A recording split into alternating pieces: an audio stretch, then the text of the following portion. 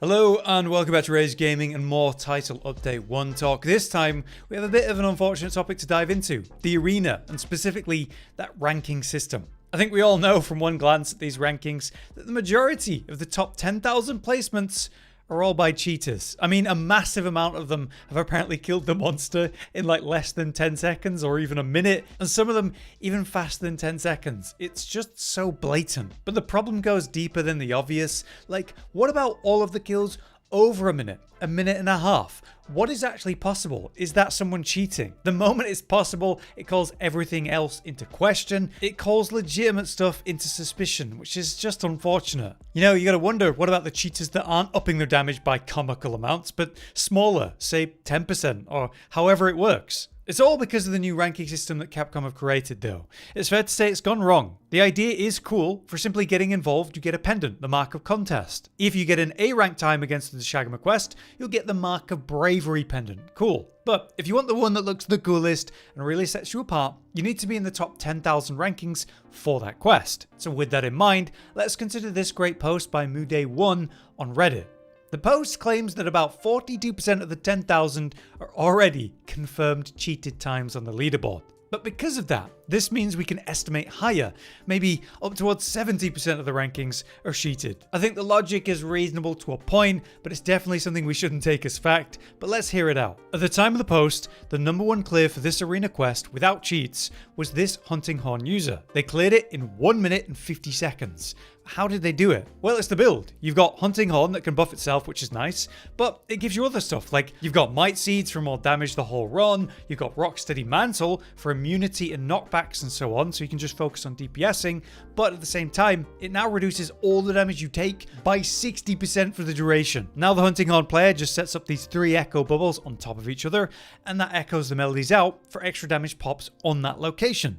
So, when the fight takes place entirely in those bubbles, thanks to offsets and repeat knockdowns, the DPS will shoot up. Now frankly, it's going to be hard to beat this, and while there's definitely a lot of impressive skill on display here, which is awesome, it's also hard to beat that concept if you're running one of the other sets. You got 3 sets of weapons to choose here, right? There's the one with greatsword and heavy bowgun that wants you to use evade mantle. There's the poison focused insect glaive and bow, and then the hunting horn one. They're not remotely equal in what equipment you're given and the potential output. And really, maybe it should judge the greatsword set against the greatsword runs and not the other two, because it's quite imbalanced between the 3. Anyway, back to the point. Muday1 suggests that if the real fastest time at the moment was that 1 minute and 51 second run, that suggests that the 4,000 runs faster than that real run must be cheating. And that doesn't even address the cheaters who are going to be a lot more subtle. Let's talk about subtle cheaters for a moment. I'd say a well-known runner for the gunlance community was someone called Rio here on YouTube, and we'd reference them in the first rankings for Arkveld nearer to the launch of Wilds. They had top times for the weapon, but they started to use heroics, which we don't personally include in our lists, but it was my understanding that they kept a top time for their runs the whole way. In fact, Rio was one of the people that I thought, okay, better go check their Shia run when I was making that video. Well, it was suggested by the Reddit user Temporary Prior that the boulder drop damage during Rio's gunlance run of Shia didn't make any sense, because it didn't add up to 5% of the max health as it should. And so it was suggested that possible health editing was being done for some kind for these runs. Apparently Rio had accusations in the past for this kind of behaviour, and we're talking about someone here who had hundreds of thousands of views on their different speedruns, so they were a very popular runner. Something that I appreciated from the initial accusation though was the fact that consideration was being given. Like, they stated their findings and their reasoning, their understanding of the situation, but highlighted the fact that, you know, while this might suggest health editing, it's good not to harass the speedrunner over this, because what if this Reddit user Temporary was just wrong? They acknowledged that concept and even stated that they'll delete the post if proven wrong. So I will say it's refreshing for someone to see something and come to some sort of conclusion and not immediately pose that as fact. You don't see that on the internet much, do you? However, it didn't seem to go that way anyway. If you try to look at Rio's channel right now, you'll find this. It would appear that Rio has deleted the channel entirely, which doesn't entirely confirm the cheating, but it definitely makes it seem a lot more likely. This is the kind of subtle cheating, I guess, that exists, you know, health editing, and it's the type of thing that I could entirely believe is happening for all of the arena ranking cheaters. So all of this just creates such an unfortunate feeling of defeatism about the rankings. Like, what's the point of trying so hard to achieve a good time only for it to mean nothing at all? Well, that's not entirely true. There's two main responses we can refer to from Capcom. First is this tweet. We've confirmed that the rankings for arena quests and challenge quests include some times that are either fraudulent, aka cheaters, or even a result of bugs. They tell us that they will be removing obviously abnormal times, and those that found to be cheated will get nothing. Apparently, the rewards will only come after a tabulation period to confirm the final rankings, excluding all of the false times. Further, they suggest suspensions are possible for those found cheating too. So all of that's good conceptually, but obviously it's a mess. And how much can we trust Capcom to be 100% accurate about getting out all those cheated runs? Is there some sort of anti-cheat? And why isn't that working in the first place? And then more concerning to me, what if the result of all of this makes them change their stance on things like modding? You know, so many players use mods to improve their experience, but you know, some of the most popular mods are entirely quality of life, like reducing the monster fade feature, removing the annoying maximum mic glow, the ever popular visual change for your weapons, since we don't currently have layered weapons. If they ban all mods because of this, that'd really suck. But at the same time, to be fair, are the cheats even using mods? Or is it something separate entirely? The whole state of online gaming and multiplayer is rough in this way. So the fact that all of that has been pulled into wild somehow because of this ranking system, it kind of sucks. Another addressal of it came from our community managers, Jono and Joe, while live referencing the topic. They let us know that they're taking fair play seriously. Illegitimate times will be addressed, but it's an ongoing process. So the obviously suspect times that are on the leaderboard right now won't stay forever. It's just that it's a process they got to go through first. Also, again, the rewards won't go out until after the quest period ends, and that gives them time to solve things properly. So it's all comforting notions. It's just hard for your average player that's not going to hear or see any of that, by the way, to just in-game look at the leaderboards, see an impossible task of ridiculous runs that they'll never get into that 10k. So that's obviously really discouraging. The next aspect of this to me is it all worth it? With the fact that Capcom are banning these players and dealing with false times and all this effort involved, will they even catch the subtle cheating that we assume exists? I guess the main thing here is that the pendant is meant to set you apart and have the prestige of that, which is a cool idea. But I'd say if they're going to do this again, the system has to change somehow, since the cheaters are so overwhelming. I suppose they'll either need to aggressively ban cheating better, which feels like an impossible ask at this point in the current state of online world, or should they change the system in a different way?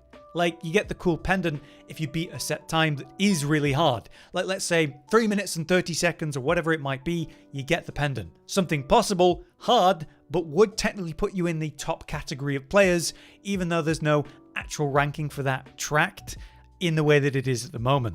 People are just experiencing FOMO because of all of this. I think there's just a lot that gets in the way. Speaking from my personal experience with the Dashagama Arena quest, it was pretty rough. I managed my meh A-rank time with just under 5 minutes. This was on the first day of the title update, and I spent a few hours struggling with the insect glaive because I am in the unfortunate boat that my best weapons are longsword, dual blade, switch axe, and charge blade, and I just have a basic understanding of the other weapons. I'm definitely not remotely as good the other weapons than I am with my main 4, obviously. So since this quest offers none of those 4, I had to learn a new weapon entirely to have a chance. So I picked Insect Glaive because it looks really fun in Wilds. From that, I needed to learn what the combos and how it all really worked was, and what the best DPS options were, along with the toolkit. I was playing multiplayer hunts and talking with a friend about different tips he could give me. I watched people who managed the A rank in about 4 minutes to learn from them. I watched their own guide on Insect Glaive from Cotton, which was funny, just so I could play the weapon well enough to get an A rank. And I did it. I managed it through some serious struggle and effort, learning to maximize how I could, not dumping all my essence into that big attack because Dashagama, moves away and he's not even a big target for that. Focusing more on constant ticks of damage, even if small, the constant output was what worked for me. I knew that I could have a way better time with a weapon I was actually comfortable with, but that wasn't an option. And that's actually a cool aspect of this. It forced me to try something new, and when I was doing that, think differently, try different approaches, and discuss the weapon with others in fact. It has encouraged a unique experience. So that's not a bad thing at all. But on the other hand, these kits are not that balanced. The hunting horn run with a whole 150 timer was incredible, but they do literally have might seize and rocksteady, whereas with insect glaive and my weird ass poison setup, I had vitality mantle. So I could definitely have a stronger loadout for that option. So basically, I think there's things to address beyond just the cheaters. Josh, by comparison, was able to achieve a solid 4-minute and 15-second run with his actual main weapon, great sword. Maximizing it by doing things like using the heavy bowgun to fire demon ammo at the start for the damage boost, popping a max potion but not worrying about stamina and rations, and playing the weapon well, whether that's tacking through the combos and landing lots of true charges, spending no time healing and risking the run to keep the DPS going, being comfortable enough to send out the offset timing to ignore certain attacks, and trying to get some use out of the evasion mantle. You just have to make the most of what you're given and try not to lose any DPS time. You've got to look at the build and setup and what it seems to want you to do and play around that. And even then, after all that sweat and effort, I and Josh were not even close to the top 10,000 in that scenario. You know, considering that half of them are blatant cheaters and we imagine even more are subtle ones. So overall, I think the system is interesting. I think it encourages really cool experiences like mine, and I think is a proper challenge beyond just monster hard. Like an in-game system for speedrunning is really cool. That's been a big success, and the concept of leaderboards is neat. It's just that the ranking system hasn't worked out, and the special reward for the top 10,000 has been pretty bitter because of it. So I hope to see some big changes to the way that they run it next time, and personally, I like the suggestion of there's no top 10,000 for that special reward, but instead there's a set time that is hard that if you do beat, you get the pendant. That's probably less stressful for Capcom to deal with, and players wouldn't have to think about cheaters getting in the way of their run. But what do you guys think? It's an unfortunate start for something that is cool, but we'll see how it turns out. For now though, I've been Hollow, you've been you. Thanks for watching. Josh, Cotton, and Hollow with the videos, dropping the humor like a hammer on your tippy toes, bringing entertainment on a daily arrangement to take our insanity and turn it into entertainment. Yes, I said entertainment twice, to reiterate that it is nice to look into your faces on a mostly daily basis when you let us in your homes to make the whole world a stage. Goodbye.